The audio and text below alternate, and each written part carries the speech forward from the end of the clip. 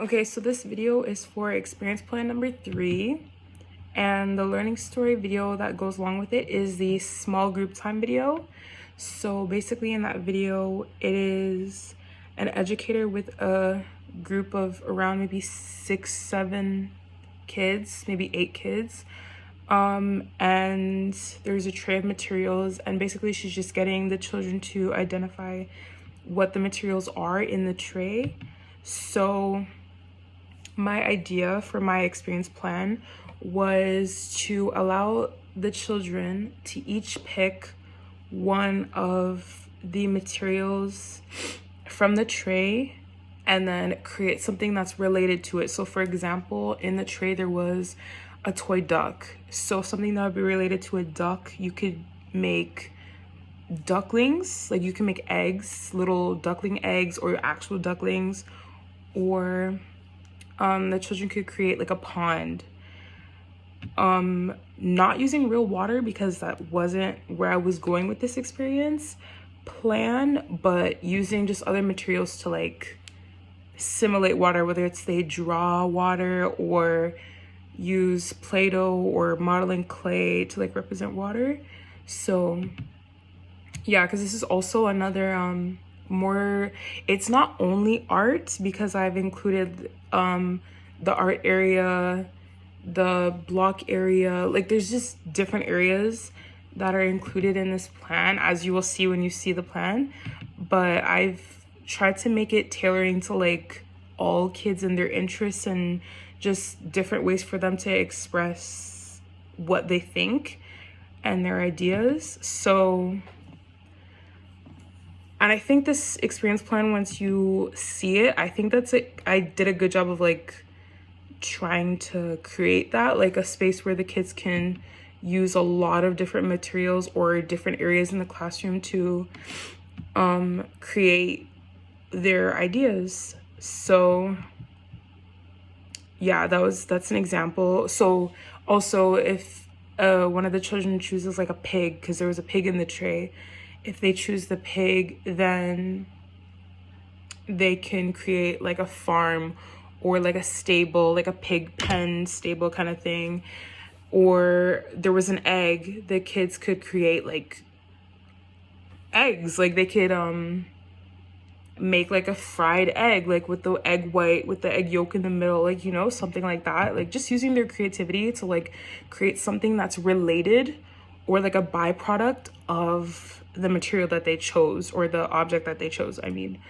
So that's pretty much the gist of my idea for the plan itself. So hopefully that makes sense, like the way I explained it, hopefully that makes sense. So then I was thinking about, with this plan in particular, I was thinking about for the reflection part, like things that the kids might say or like questions they might ask. So for a question that they might ask, I was thinking that they might ask, well, like how can I make something that's related to this? So like, let's say for the egg, because some kids might find that hard to like come up with something creative. So for the egg, and I feel like for that one in particular, there's so many like outlets that the kids can use to like create something that's related to it. So like I said, for an example, if a kid says, what can I make that's related to an egg? I don't know, I can't think of anything that's related to an egg.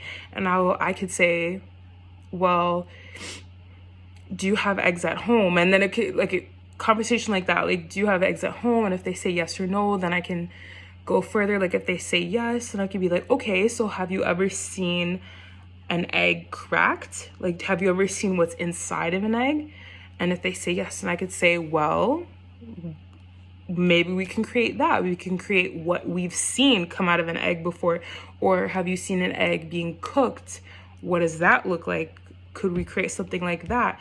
Or also I could take it in another way that could spark other interests, or could pertain to their other interests. Like if they're interested in dinosaurs, or if they're interested in birds, or just things that come out of eggs, or like even snakes, if they want to create a snake, because snakes come out of eggs, obviously. So I could say, well, like if I know they like dinosaurs, I'll be like, well, where did dinosaurs come from? And if they say, oh, like dinosaurs come out of eggs, then I could be like, well, you could possibly create a dinosaur because that's related. A dinosaur comes from an egg. Or if they like snakes, same thing. Well, snakes come from eggs, so we can make that, or a bird, or whatever, you know?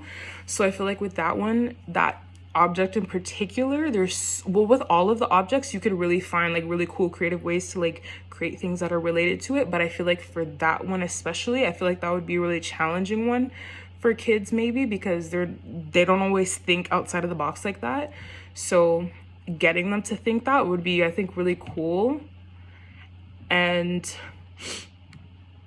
another plan that I was thinking I could do kind of related to this one, if I wanted to like bring these materials to a different area of the classroom, I was thinking that I could do like a scavenger hunt where I could hide the materials somewhere, also kind of like related to where, not necessarily related, but hide it somewhere where they could possibly find those things. Like, I don't know how to explain it super well, but like back to the egg example.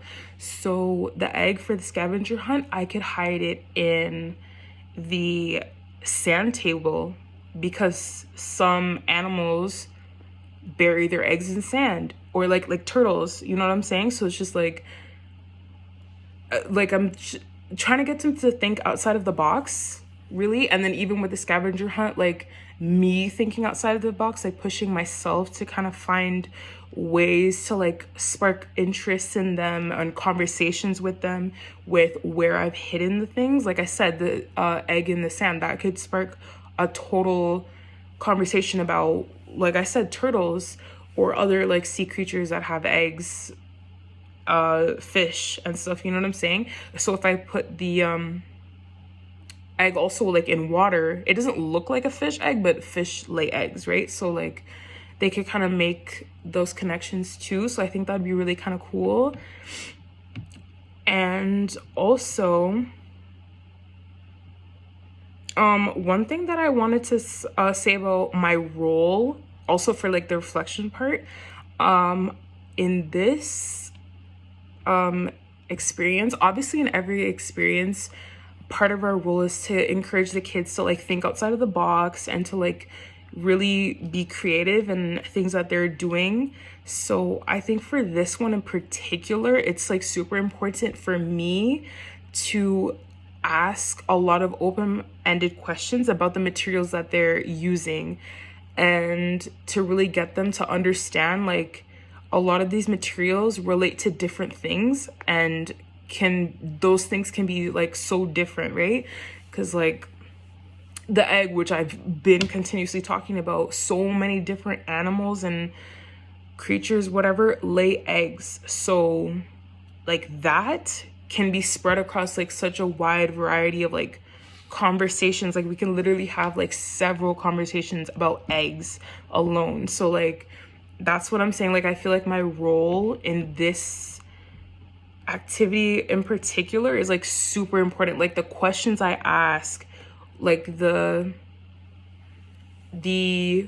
I wonder statements that I use, like everything that I say and imply for this experience in particular, I feel like is super important to really get the kids to think and really use their imagination and their creative skills to really create something different and unique that like they can learn from too. So I was also wanting to speak on supporting their differing abilities. So I feel like because I'm making this such a open activity, and it's kind of it is adult initiated, but it's also in a way kind of child initiated. I feel like I make it more child initiated by the things that I say. Like, you know what I'm saying? I prompt them to want to explore in different ways from the things that I say. So, I think because it's so open, like I was saying, that there's not a lot of ways that I can like change my approach on how I deliver for different abilities. Because at the end of the day, regardless of what my ideas are, the kids are given the opportunity and like the platform to use so many different, because in my experience plan I've listed so many, honestly too much to list, so many different materials that I will be bringing in, as well as ones that are already like around us in the classroom and outside of the classroom too. So I just feel that changing it to fit different abilities isn't really necessary, or modifying it, I should say, not changing, but just adding or modifying. I don't really think that's possible. It is anything is possible, but I don't think there's a lot of ways I could do that because of, like I said, of how open I'm already making it and how many areas of the classroom that will be accessible to the children, for not only areas, but just materials that I'm, like I said, that I listed. Like, it's a lot. So I feel like there's a lot of ways that the kids can express their ideas for pertaining to this experience. So yeah, and that concludes my talking piece for experience plan number 3.